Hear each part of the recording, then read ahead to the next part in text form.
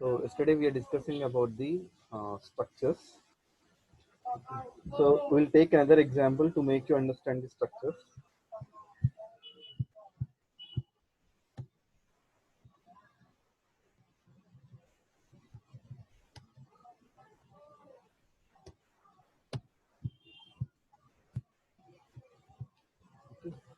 So we'll take an example for employee.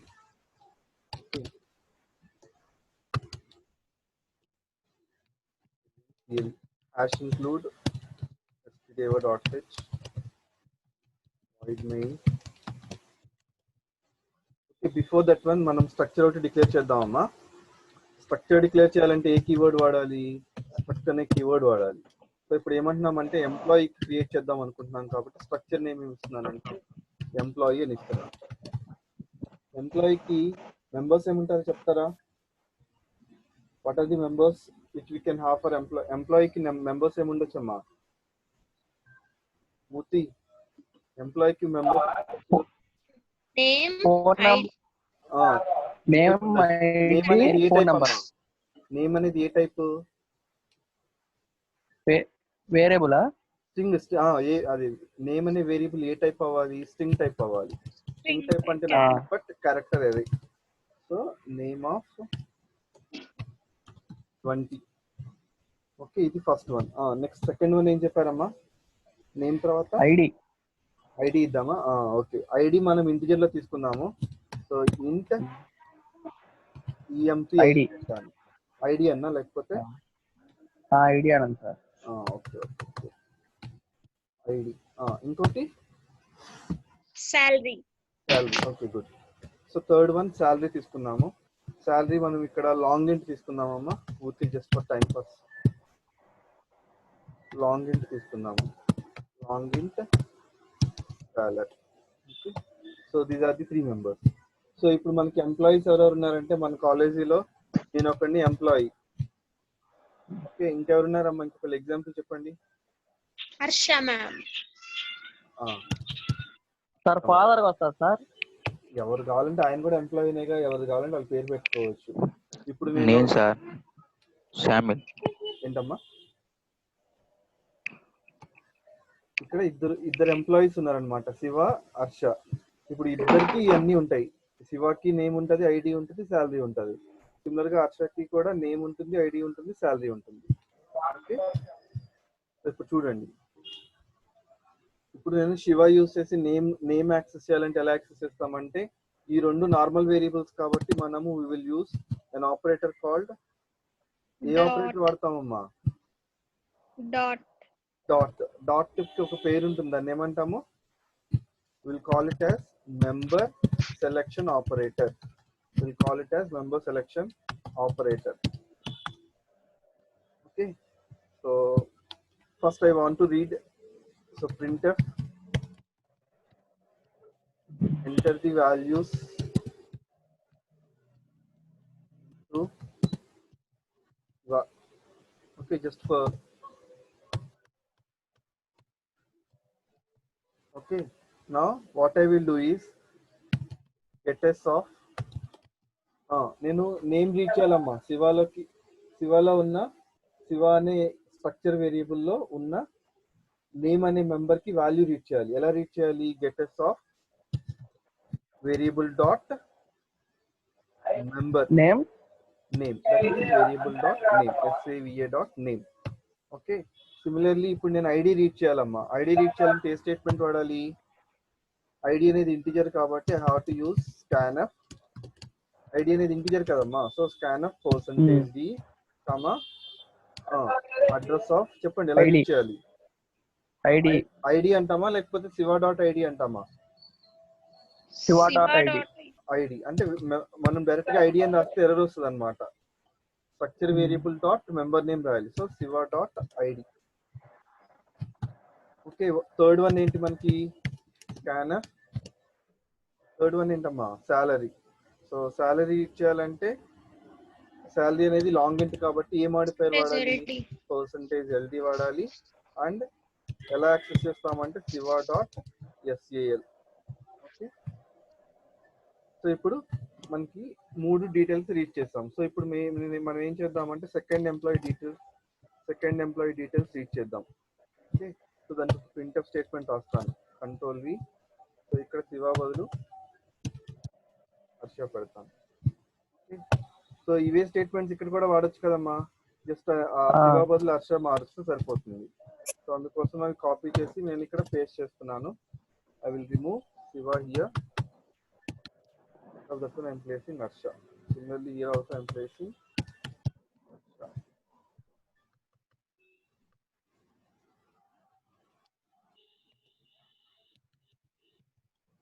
Okay.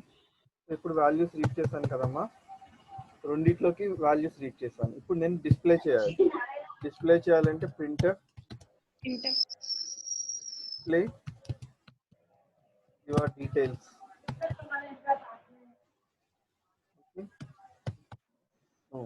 ఏమేమి display చేయాలమ్మా, printer ఏమేమి display చేయాలి, నేమ్ డిస్ప్లే చేయాలి.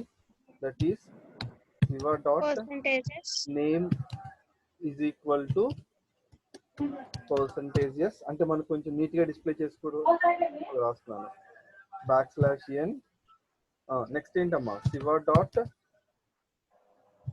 ID is equal to, ID A type, percentage integer type కాబట్టి %d \n. Next చెప్పండి అమ్మా, Shiva dot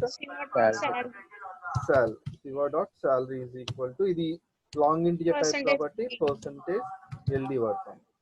okay, so first దాని బదులు ఏం డిస్ప్లే చేయాలంటే పర్సంటేజెస్ బదులు శివ డాట్ నేమ్ డిస్ప్లే చేయాలి. %d బదులు శివ డాట్ ఐడి డిస్ప్లే చేయాలి. అదేవిధంగా శాలరీ బదులు Shiva dot salary. So I'm placing semicolon here. Next to same type of statements kada, so I'm copying it and pasting it here.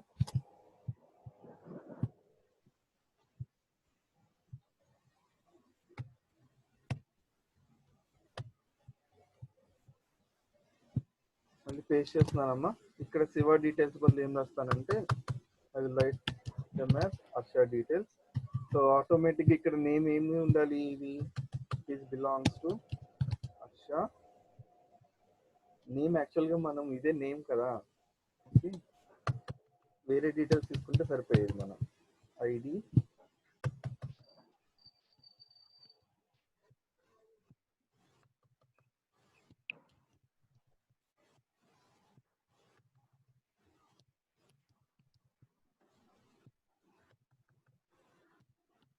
okay. So here what we are doing is we are reading the values and we are displaying the values into a structure. So we have completed our program. Now what we'll do is we'll execute this program. So errors ఏమో ఉన్నాయమ్మా. So stdio.h spelling మనము braces సరిగా పెట్టలేదు, angular braces. మళ్ళీ run చేస్తున్నాను.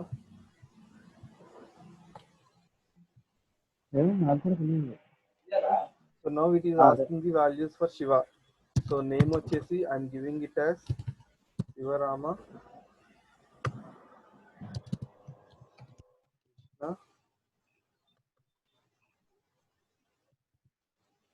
Okay. So second one ఏంటమ్మా, ID 1220. Salary some 2000. Sir అంతేనా sir? ఎంతో కొంతలే, మెయిన్ అది ఏదో ఎర్రర్ వచ్చింది చూడు,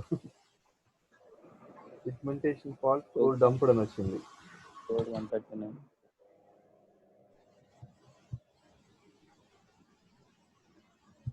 ఎందుకలా?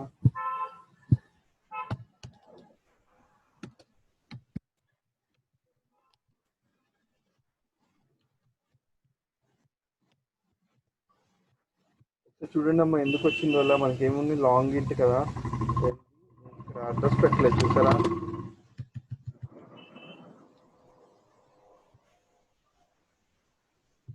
మళ్ళీ ఒకసారి రన్ చేద్దాం చూడండి. గెటర్స్ ఈజ్ డిప్రికేటెడ్ అంటే మీనింగ్ ఏంటంటేనమ్మా, ఓల్డర్ వెర్షన్స్ లో ఉండి ఇప్పుడు రిమూవ్ చేస్తే వాటిని డిప్రికేటెడ్ అంటాము. ఓల్డర్ వెర్షన్స్ లో ఫంక్షన్ ఉంది, ఇప్పుడు రిమూవ్ చేస్తే దాన్ని డిప్లికేట్ అంటాం, but still it is working. So problem ఏం లేదు. So Shivarama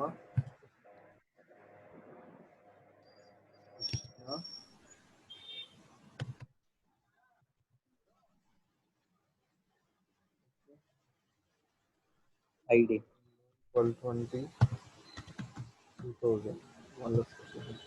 So it is asking enter the values into second one.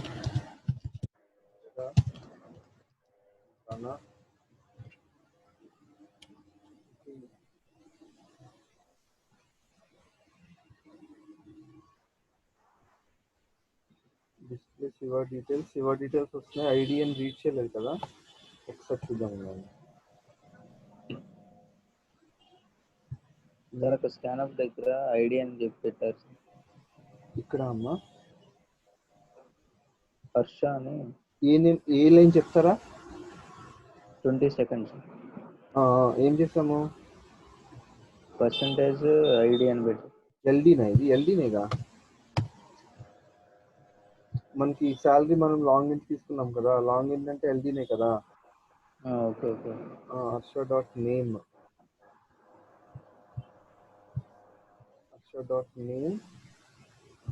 ID salary. మళ్ళీ ఒకసారి చూద్దాం, మళ్ళీ ఏమైనా ప్రాబ్లం ఉందేమో. చెప్పరా.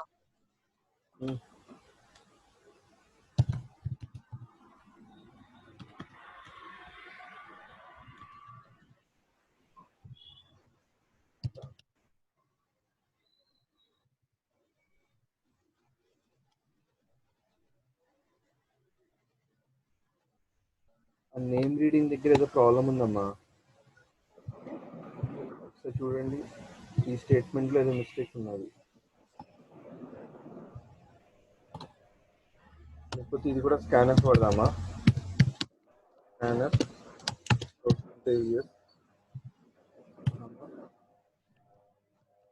Dot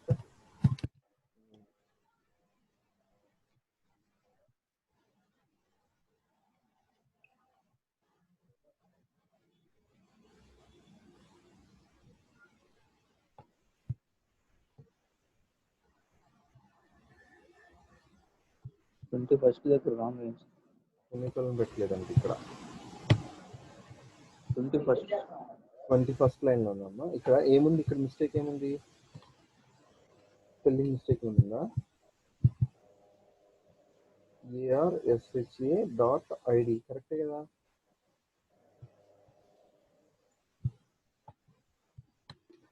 okay. Shiva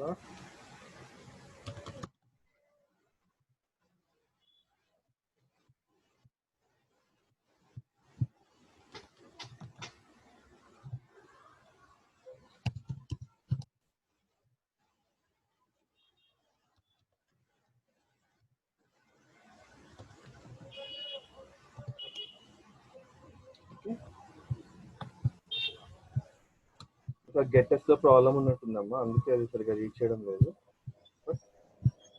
so here these are the first user details, first employee details, and we have entered second employee details, and then we have displayed first employee details, and then we have displayed second employee details. Okay, so this is how we have to write a program with the help of a structure. Okay, so ఇప్పుడు ఇది మామూలుగా line 20లో ఏంటమ్మా? Line number 20 address operator use చేయలేదు. ఇక్కడ address వాడలేదా? మనము string కి address అవసరం లేదమ్మా, స్ట్రింగ్ కి మాత్రం అడ్రస్ అవసరం లేదు. ఎందుకు అంటే స్ట్రింగ్ అనేది ఎరే కదా, array starting array itself indicates it is an address. Array శివాకి పెట్టారు కదా సార్. ఏంటమ్మా కింద పెట్టాను? పై దానికి పెట్టారుగా. ఇక్కడ గెటెస్ వాడాను, ఇక్కడ స్కానఫ్ వాడలే, ఇక్కడ గెటెస్ వాడాను. ఒకవేళ లేదు నేను ఇక్కడ గెటెస్ ఎందుకు సార్ అంటే విల్ రిమూవ్ ఇట్, స్కానఫ్ వాడుతున్నాం కావాలంటే. Scanf Shiva.name. ఓకే, రెండు సేమ్. నిన్న మీకు డిఫరెన్స్ చెప్పాను కదా, గెటెస్ వాడటానికి గెటెస్ అదే స్కానఫ్ కి డిఫరెన్స్ చెప్పాను కదమ్మా.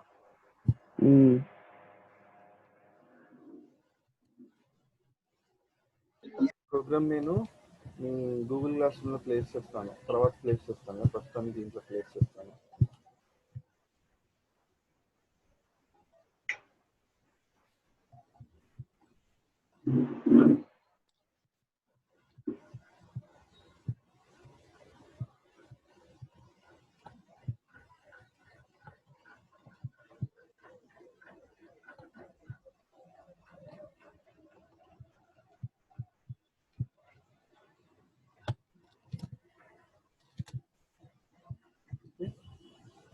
సో యాక్చువల్గా మన ప్రోగ్రామ్ ఏంటంటే అసలు మనం చేసేదంతా ఓన్లీ వాడు అడిగిన ప్రోగ్రామ్ ఏంటి అసలు నార్మల్ స్ట్రక్చర్ వేరియబుల్స్ కదా అడిగింది, వాడు పాయింటర్ స్ట్రక్చర్ వేరియబుల్స్ అడిగాడు.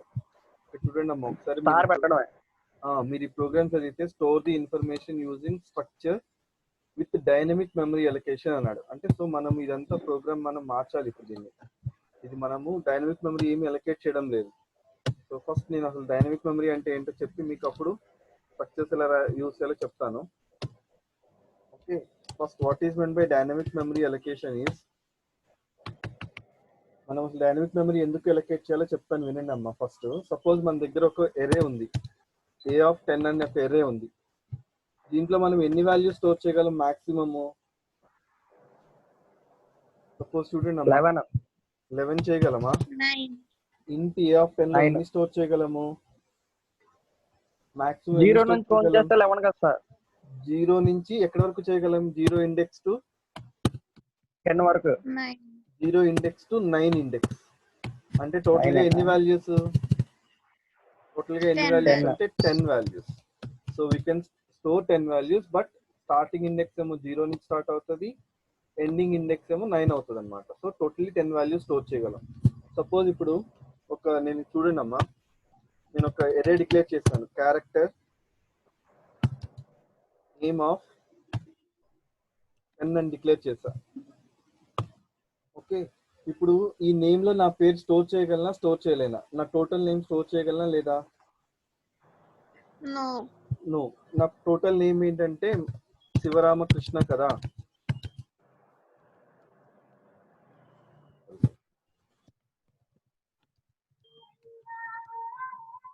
సో టోటల్ నేమ్ స్టోర్ చేయాలంటే యాక్చువల్గా మనం ఇక్కడ డిక్లేర్ చేసిన ఎరే సైజ్ ఏమో 10 డిక్లేర్ చేశాను, కానీ నా నేమ్ లో ఎన్ని క్యారెక్టర్స్ ఉన్నాయంటే నియర్లీ 17 క్యారెక్టర్స్ ఉన్నాయి, ఇంక్లూడింగ్ స్పేసెస్ తో కలిపితే.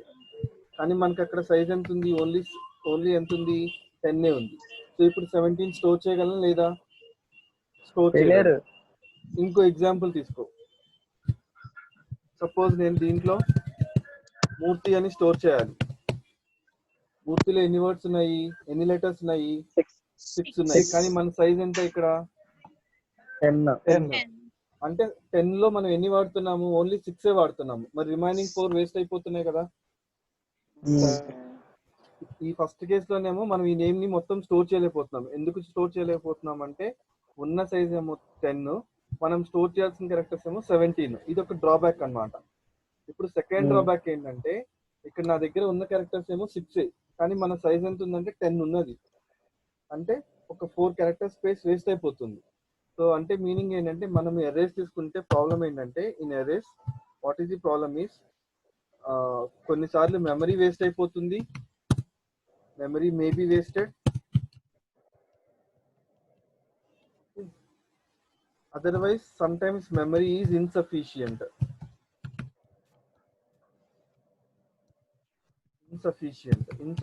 in the sense not మనకి అవసరమైనంత లేదు అని.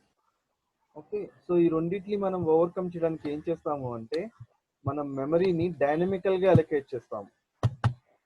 సో ఇవి రెండు ప్రాబ్లమ్స్ అమ్మా స్టాటిక్ ఎరేస్ తో.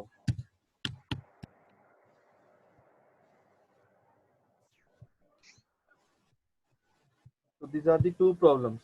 What are the two problems?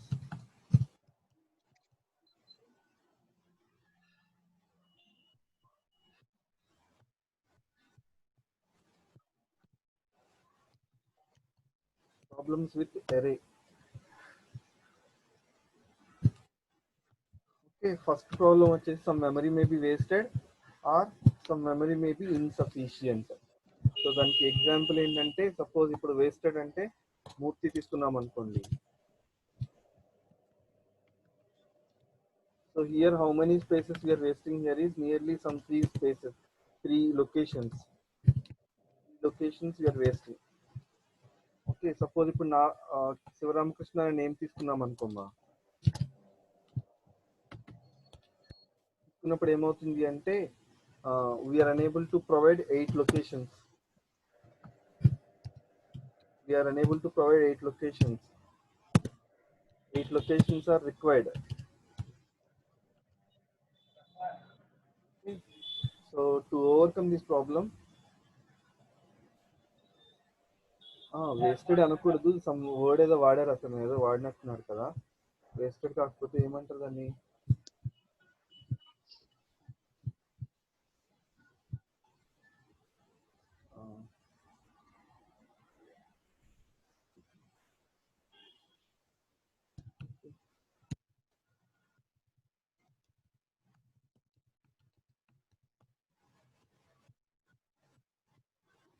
Be known in advance. The structure, same structure, insertion and deletion is quite difficult.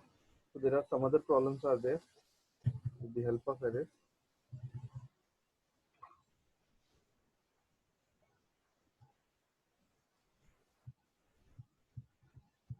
ఇక్కడ కూడా వీడు అదే రాస్తాడు కదా, వేస్టేజ్ ఆఫ్ మెమరీ స్పేస్ అని. Wastage of memory space and allocation of memory space leads to a problem.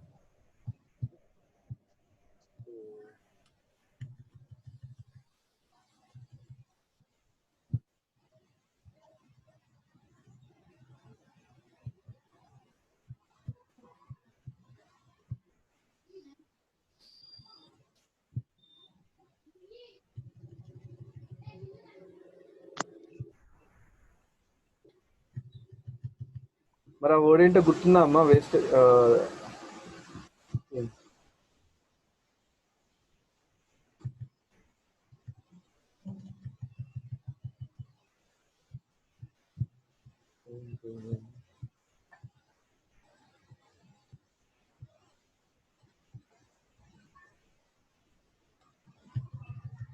okay, so that is a different story. So but for understanding purpose only I'm using this word. If you want you can చూసుకోండి. Okay, so ఇక్కడ మనకి main గా 2 drawbacks ఉన్నాయమ్మా. Okay, ఇంకా చాలా drawbacks ఉన్నాయి. Actual గా మనం డిఎంఏకి వెళ్తానికి ఎందుకు రీజన్ అంటే ఈ రెండు డ్రాబ్యాక్స్ ని చెప్పుకుంటాం డైనమిక్ మెమరీ కోసం. అంటే ఏమవుతుందంటే మనం ఎర్రేకి అసైన్ చేసినప్పుడు కొన్నిసార్లు మెమరీ అనేది మనం యూజ్ చేయము, వేస్టెడ్ అనే బదులు మనము we are unusing the memory.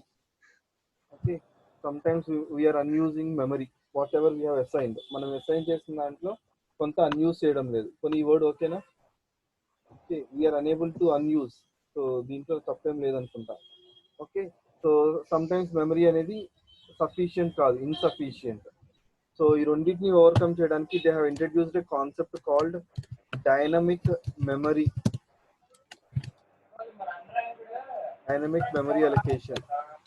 Dynamic అంటే మీనింగ్ ఏంటమ్మా? డైనమిక్ లీడర్ అంటాము. డైనమిక్ లీడర్ అంటే మీనింగ్ ఏంటి? What is the meaning? Dynamic leader అంటే మీనింగ్ ఏంటి? అంటే డైనమిక్ పర్సన్ అంటే మీనింగ్ ఏంటి? మనకి సిచ్యువేషన్ తగ్గట్టు he is a one who is able to take care in the decisions. అంటే సిచ్యువేషన్స్ ప్రకారం డెసిషన్స్ తీసుకోగలిగితే మనం డైనమిక్ అంటాం. డైనమిక్ అంటే మీనింగ్ ఏంటంటే మనకు అవసరమైతే మనము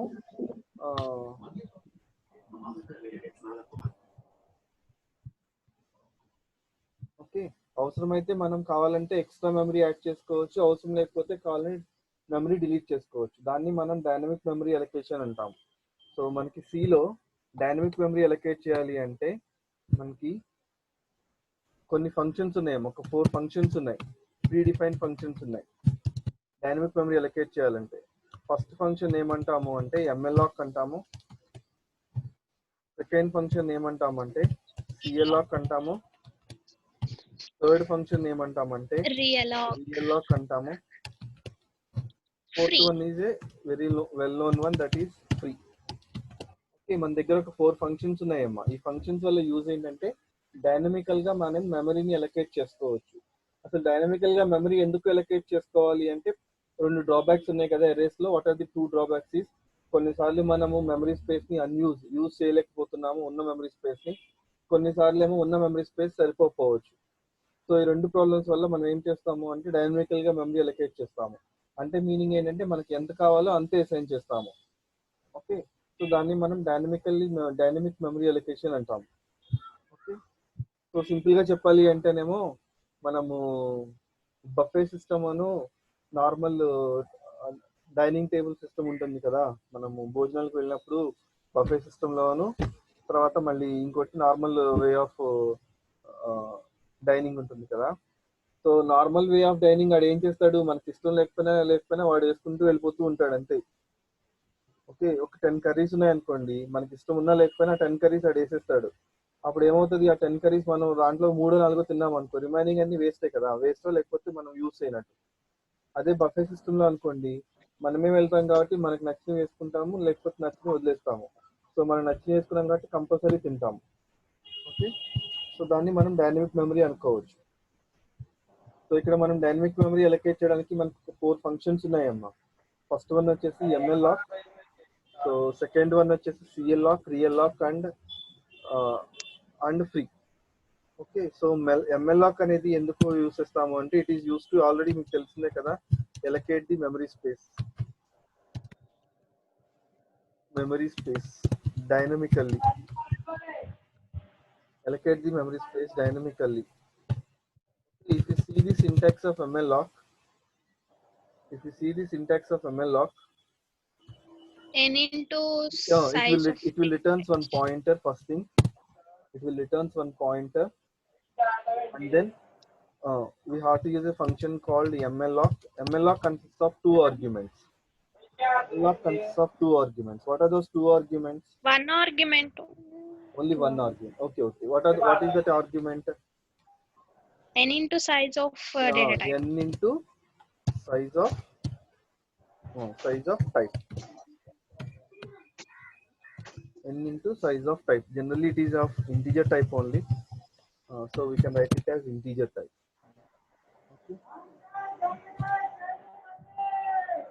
Okay, we'll take simple example to make you understand this one. Suppose if I'm having one pointer variable called star ptr. Okay, so important thing మీరు గుర్తుపెట్టుకోవాల్సింది ఏంటంటే, పీటీఆర్ అనేది అది మనం డైనమిక్ మెమరీ అలొకేట్ చేయాలి అంటే మస్ట్ అండ్ షుడ్ గా variable అనేది పాయింటర్ టైప్ అవ్వాలి. నార్మల్ వేరియబుల్ కి మనము డైనమికల్ గా మెమరీ అలొకేట్ చేయలేము. That is the most important thing we have to remember. Okay, మనం ఎప్పుడైనా సరే మెమరీ అలొకేట్ చేయాలి అంటే మస్ట్ అండ్ షుడ్ గా ఆ వేరియబుల్ అనేది పాయింటర్ వేరియబుల్ అయి ఉండాలి. ఓకే, సో ఇక్కడ చూడండి, నేను ఒక పాయింటర్ వేరియబుల్ డిక్లేర్ చేశానమ్మా. ఈ పాయింటర్ వేరియబుల్ కి మనం మెమరీ ఎలా అలొకేట్ చేస్తాము అంటే ptr is equal to, చెప్పండి, what is the statement I have to use is, ptr అనేది ఏ type, integer pointer variable type. I have to allocate integer pointer type by using a malloc function, malloc of n into size of, ఇక్కడ ఏం రాయాలమ్మా, size of int. ఇంకో example చూద్దామా. Suppose నా దగ్గర ఒక character variable ఉంది, క్యారెక్టర్ p. చెప్పండి దీనికి మెమరీ స్పేస్ ఎలా అలొకేట్ చేయాలి. p is equal to, p అనేది ఏ టైప్ అమ్మా, character type. So I have to right char star. Function ఏం వాడాలి, mloc of n into size of char.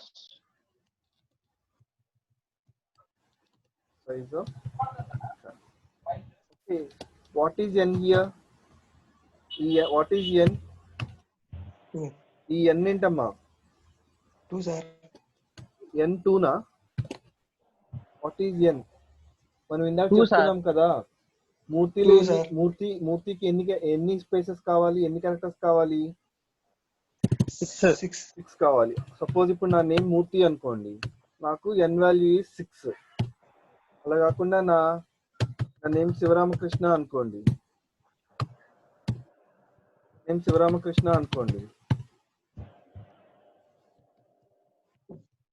ఇప్పుడు నాకు ఎన్ని కావాలి అంటే 15 కావాలి.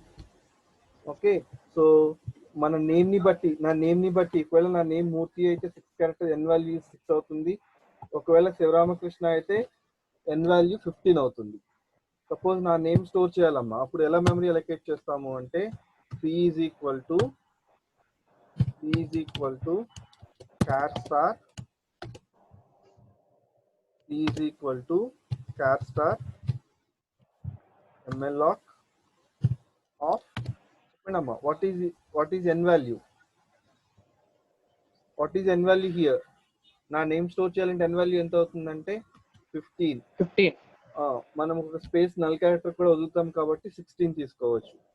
16 into size of character,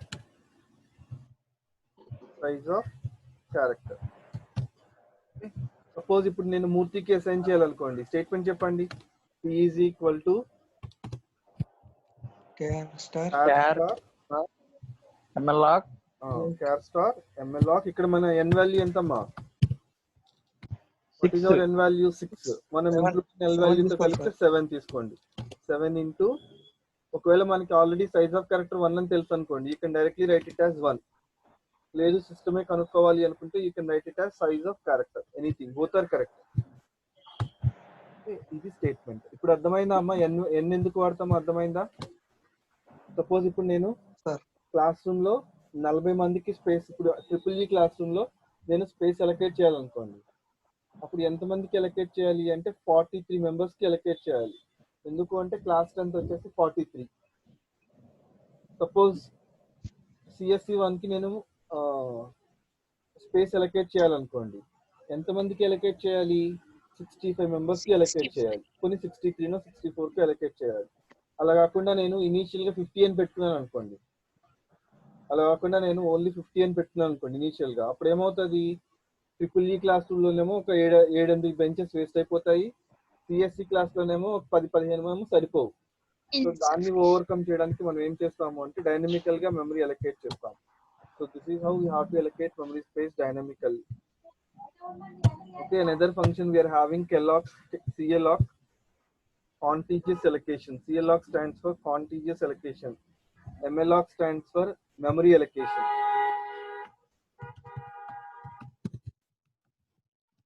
MLOC stands for memory allocation. CLOC stands for contiguous allocation.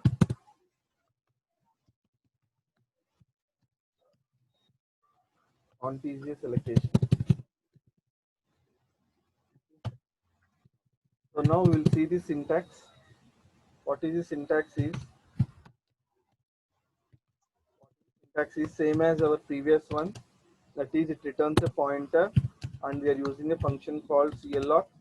But it is having how many arguments are there? It is having 2 arguments. 2 or First argument is of type n, n, int that is n, int n, comma. Second size of. argument is it is also int only. Otherwise, you can take it as size of type. Type anna data type anna same amma. Size of type. Okay. We are having 2 arguments. Okay. Suppose student amma will have some examples. Suppose variable తీసుకున్నాను int star ptr.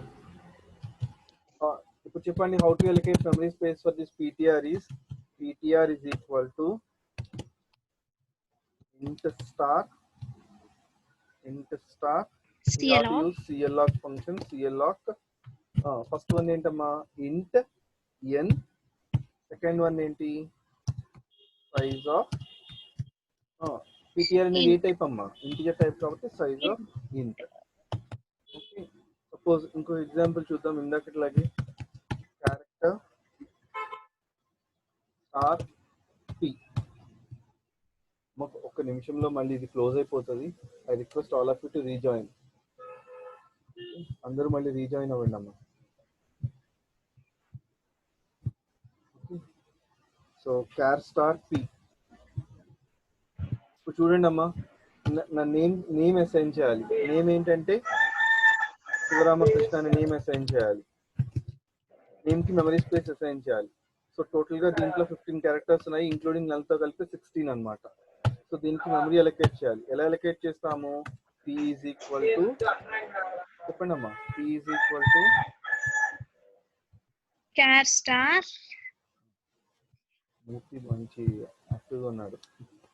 Is equal to cap star good good చెప్పండి అమ్మా. CLOC CLOC of ఇక్కడ ఎన్ value ఎంత మనకి 16 spaces అంటున్నాం కాబట్టి 16 comma 16 size of ఇంత అనొచ్చు లేకపోతే 2 4 ఏదో అనొచ్చు. Direct will write size of character కదమ్మా, సైజ్ ఆఫ్ క్యారెక్టర్. ఇది సిఎల్ఆక్. నెక్స్ట్ వన్ వచ్చేసి రియల్ లాక్.